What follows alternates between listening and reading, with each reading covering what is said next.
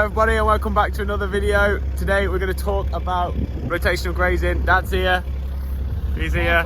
We're going to put up some fences, show you how to put up fences, how we move water troughs, how we do the cows, everything. So let's get to it.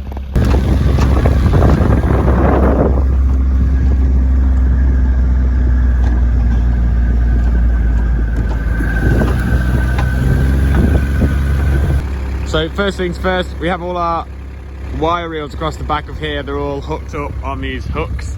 You can see, we just keep them on there and then we'll unhook them and we put them onto the wire.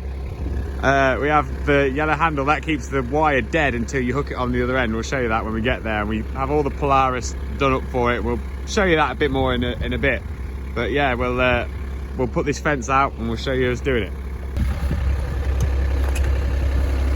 Drain right reel. That's a lock on there. If you just pull that catch up and we can put the wire out, we can then free run it. So we'll hook this on the wire for start. We're hooked on the wire, we'll run it out. Put this on the bracket on the front of the Polaris. Jump in, post just here. Off he goes. He's got his little quiver. He puts his post in. He's like Robin Hood.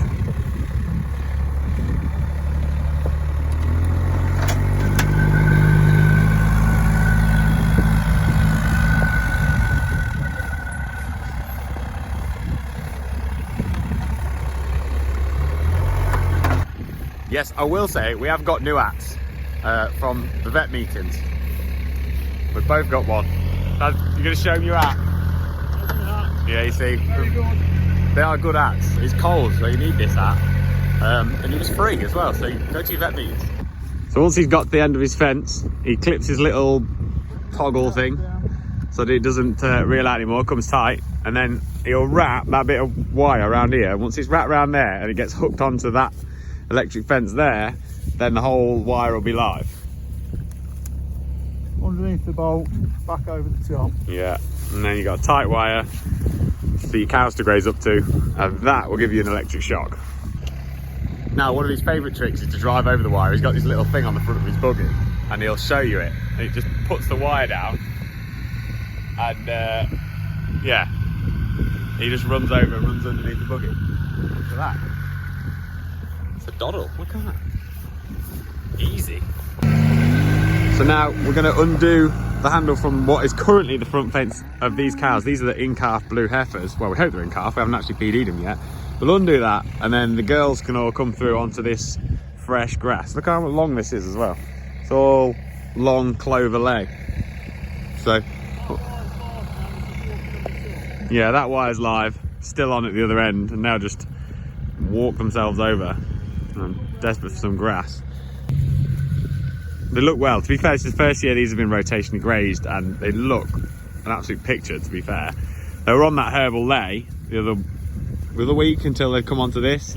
This is a herbal lay, this is more of a clover based lay, and they've got like 40 odd acres of this and should be able to get around this before it's too cold. There's always one, isn't there? Now on some fields we use pasture pumps. On this field we have mains water, so we have this water trough and Dad drags it up behind the Polaris. He'll just back up to it and he's got them on these skids, and that was awful reversing. Look how far away he is. Shocking. He gets his little chain and he just hooks it up. Chain hook on the top of that end. On the Polaris there, and away we go. For that reversing, you wouldn't think you had a caravan, would you? Awful.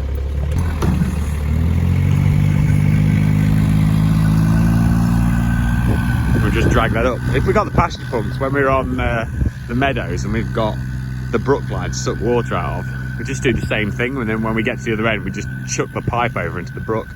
It's the same principle, just a different way of getting the water. The very bottom bit of that didn't get grazed. No, that's true. Yeah, so this is like obviously the old front fence, and then Dad's just going to stick this up. This becomes the back fence now, and then the old back fence, which just runs across there, we'll go and pick that up in a minute, show you how the reeling in works on the buggy. Right, so now we're at the back fence, or what was the old back fence, and we need to take this down. So we'll just unhook this handle just here, lets that wire go loose. And what we'll do, which is the bit, actually I quite like this bit, let me move that out of the road. When you're on the buggy, you can actually unhook this wire because it's still live. You can actually unhook it while you're sat on the buggy, because obviously with the wheels you don't conduct the electricity, and it's quite good. It was a bit of an accident because Dad found out by taking the wire down once, and then when he got to the other end he realised it was still hooked onto the mains electric fence. So it was kicking like 6,000 volts or something like that. So it's pretty impressive that you can touch that off the buggy and not get a shock. For anyone watching this is actually a GS4 herbal lay on mid-tier stewardship, and it's been grazed once this year, it's been mown twice. This is the second time it's been grazed. It has no fertiliser on it whatsoever. So it's got all that clover and that in the bottom. It's got red clover, white clover and all sorts. But yeah, that's why these cows are up here now. It's actually quite a wet field. This bottom end gets really wet, but obviously we've been so dry, it's good this year.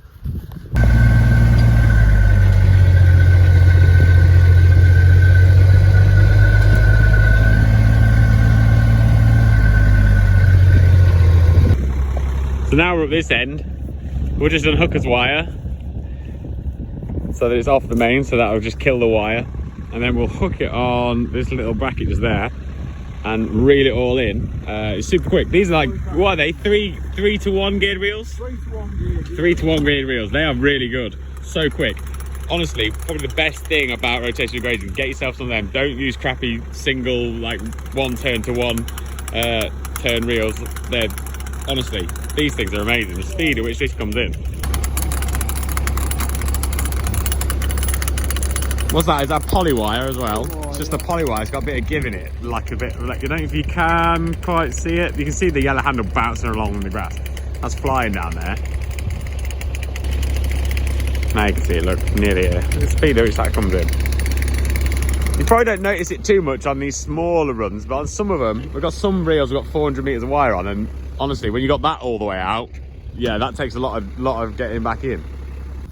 We'll show you how the buggy works. Dad does most of this, moving the fences. I only really ever do it when you're not here for some when he's on holiday. But I said I'm not moving. When we started this, I'll be honest, I was a skeptic, and I was like, I'm not moving fences every day, and it's probably my favourite job now. So, but we'll show you how we got the buggy geared up, because this makes a big difference, doesn't it? Having this. Yeah. I mean, it's brilliant now. We literally spent a bit of time last winter YouTubing, but most of it's New Zealand where you see. Yeah, you see, some people have quad bikes, don't they? But obviously we've got the buggies. We don't have quad bike. You can do the same thing on a quad bike. So we put this frame on the front, so the wire hits it, goes down underneath the wheels. It's dead smooth underneath the buggy. And then the only other thing we had to do, we just put this bit on the drawbar here, so it don't get hooked up as it leaves. Yeah, or else if it'll flick up and just get hooked underneath that bit there. So yeah, that comes with super smooth. There was some like guards on here, didn't they? And they took them off. The dealers took them off the other week because there was guards on there, but they used to get hooked up occasionally underneath the guard, but now there's no guards on there. It works a treat, really. Running these wires out and putting them back on. I've used this little bit of a bracket made on there. It just bolts onto this. I'll show you with the reel. Like, these reels have got, I don't know if has every reel got a hook like this? I don't know, all the strain white ones do. Which we have had to turn the handles round because they work the wrong way round. Yeah, you can turn the handles round just to get this on the right side. But you just just hook it up. It just sits on. Right. Yeah. Lift the catch up when you're running out, and that'll run out. When you're wheeling back in again, you just flick the catch. You flick that catch, keeps the tension on. Keeps tension. Yeah, and that works a treat. And then we've got this little rack across the back, just keeps them nice and tidy. And he has his little Robin Hood quiver thing for his so he feels like literally just yeah, and that just drops in. That's probably the worst thing about it. We haven't really thought of a better way of doing it, but it works really well. But it could just be it's a bit Heath Robinson. On rough ground, you have to just keep watching your posts don't all fall out. We use these old posts, don't we? These are like old ones we've had for years. But you can get like different ones now. You can get, they could call them hot stakes, and they're metal stakes, and there's just a little handle on the top that's plastic, so that the stake is live as well.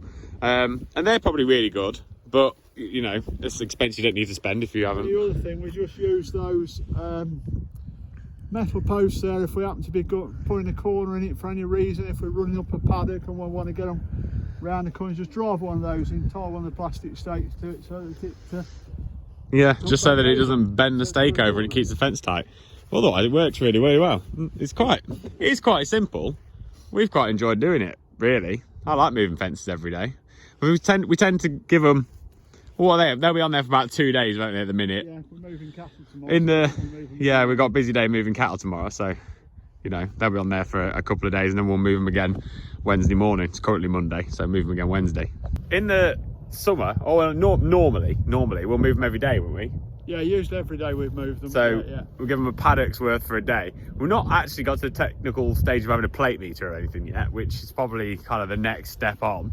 We have actually just signed up with the British Grassland Society to get a grass mentor, and it's free through the HDB. You just fill in all the paperwork and they'll sign you a mentor, and they'll help you. There's someone who like does loads of stuff with grass, and they'll help you with, you know, moving on to plate metering and growing more grass and whatever else. But yeah, we've signed up to that, so that should be quite good moving forward. Hopefully. Some of them plate meters are actually quite good. I was looking last night. Yeah. Some of them plate meters, they come with like an app, and it has a map of your farm on, and you plug in which order you're going to go around your farm, and as it measures, it puts it onto the computer, so it just like keeps a record. That's quite good. Yeah. To look into that. Not cheap though. I don't know when Mum will let us spend the money. Just heading back across this grass now to the gate. How long have they been on here? I think they've been on here about 10 days. About 10 days. It's the 22nd of November today, and you can see how much grass has regrown on this. It'd be over the height of a foot. It'd be 3 or 4 inches high again now at this end. The speed, when you're doing this rotational grazing, your grass grows back so much faster because your cows aren't grazing it back off again as they go. So as it grows, it just allowed to grow and grow at speed. And I think does it grow faster for the first 3 weeks, and that's why you tend to leave a 3-week period. Yeah, in the winter you leave it a bit longer, but yeah, in the main grass growing year, 3-week period, that's all you need, and then graze it again. Dad's gonna put that pasture pump so we can show you how that works. But essentially, look at this, look how much grass is on here. It's what, mid-shin? This has been, how many times have we been across this? 4 or 5 times? 5, I think. 5 times we've been across this since end of March. Old permanent pasture. Look at that. It's absolutely mad how much grass is. Honestly, we'd be mowing this if it was bloody September, but it's not, it's November. But yeah, just shows you how much more grass. We've never had so much grass as what you get when you're rotational grazing. Dad's just putting the pipe in so we can show you how the pasture pump works. Essentially, these are on skids as well. Might take a little bit of pumping just to get the water up the pipe because it's not been used for a while. But we just throw this pipe in. We have quite a long pipe on because some of the pastures have, what are they, about 5 metre buffer, something like that? 4 metre buffer. So how these work, essentially, we've got these on the skids, drag them along, and then as the cows want some water, they just pump on this, and it pumps the water out of the brook, and it just comes out that little nozzle there into the trough, and then obviously they'll come in with their nose to drink, push that back, and it fills itself again. Super simple and cheap. Cheap way of getting your water around. A few other things that you can consider if you're thinking of rotation grazing is you don't actually just have to graze on grass. You can graze cover crops like this. This is a grazable cover crop drilled direct into winter wheat stubble, and it contains things like rye, stubble turnips and tillage radish. You can also run animals across arable fields. Now it tends to work better with sheep than it does with cattle because they tread a little bit lighter in the winter. But if you've got really forward winter crops like barley and wheat or oilseed rape, you can graze those animals across it, and it will cut out the use of a fungicide for things like foamer in rape. Great for fattening lambs. Also, it will help with in rape flea beetle resistance because as the plant regrows, it'll thicken up the stem and it will shut out any flea beetle larvae, so that's always a plus. And essentially you won't have to use a growth regulator on it, whereas if you had a forward crop you would if you didn't use livestock, because the livestock are going to do that job for you. So you benefit in 3 or 4 different ways. It's definitely worth a try. Also, if you're an arable farmer, it's free PK and N, which is definitely worth thinking about with fertiliser prices are so high. if you've been doing any research into rotational grazing, what you might have heard is a few figures batted around, like 50% more grass growth on the same acreage, and you wonder, how is that even possible? And I'll be honest, I was exactly the same. I was super skeptical. I thought, in the words of Donald Trump, it was a bit of fake news, just to kind of get you to go down that path. But when you start doing a bit more research into it, you realise that you're wrong, especially when you start to do it, because what essentially you're doing is you're taking advantage of the first 3 weeks of growth, especially in the main grass growth season. Not in the winter, it doesn't grow that fast, but in the summer, the first 3 weeks of growth, the grass grows at its fastest, and at that point then it starts to slow down. So if you can keep grazing it after 3 weeks or 3 to 4 weeks, ultimately what you're doing is you're just taking advantage of that regenerative speed, and you will grow more grass. We've never had the problem before of having to mow grass in front of cows, and we've had to do it this year. It's honestly unbelievable the speed at which it regenerates. In the UK, the most predominant grass species is ryegrass, and I don't know about other parts of the world, and I don't know how other grasses grow, but ryegrass especially only ever gets to 3 leaves. So if you get to 3 week stage and you graze it at the 3 leaf stage as well, that is the most nutritious that grass is ever going to be, because at that point it starts to slow down and the nutritional value will drop. Essentially how it works is you have your 3 leaves on your ryegrass plant, your 4th leaf will emerge and your 1st leaf will die, and then essentially your 5th leaf will emerge and your 2nd leaf will die. So you get more quantity because the plants will get bigger and longer, but you don't actually get a better quality. So you want to keep nipping it off at that 3 to 4 week stage, and that's when it is the most nutritious. And ultimately that's where you get 50% more grass growth from. You're going to capture more carbon, which is obviously a massive benefit because that helps with nutritional transfer in the roots, which again helps your grass grow. And you can carry more cows, and who would want more cows? Everyone wants more cows, surely. Now, I'm not going to lie, it's not all roses around the door. One of the biggest drawbacks of the whole system is it is far more labour intensive than a set stocking system, which for some people it might not suit. I really enjoy it, however. You soon kind of find the joy in watching your grass grow, seeing that your cows are in better condition and therefore your calves are in better condition, and just generally seeing the system work. I just feel that it brings an element of joy that you don't necessarily get with a set stocking system, and one that I felt was lacking prior to rotational grazing for us.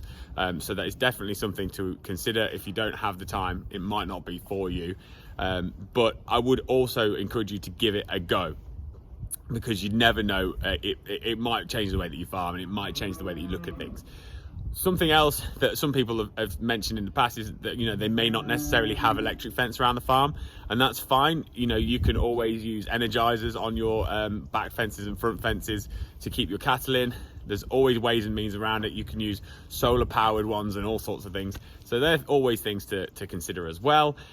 But yeah, I hope you really enjoyed this video. I hope that you've learned something about growing grass, and hope you've learned something about rotational grazing. If you have any questions, honestly, fire them away in the comments. I would love to answer them. I'm no expert, but we've learned so much over the last 18 months, and I would love to try and answer any of your questions. I really, really would.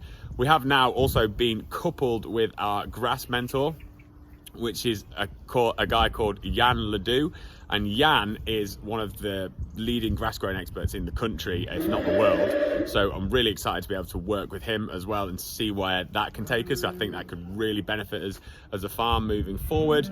But yeah, until next time, honestly guys, give me a like, give me a subscribe if you want to. I really appreciate it. Keep yourself safe, because it's super cold out here and there's going to be some miserable weather this weekend. Look after yourselves. See you soon. Bye.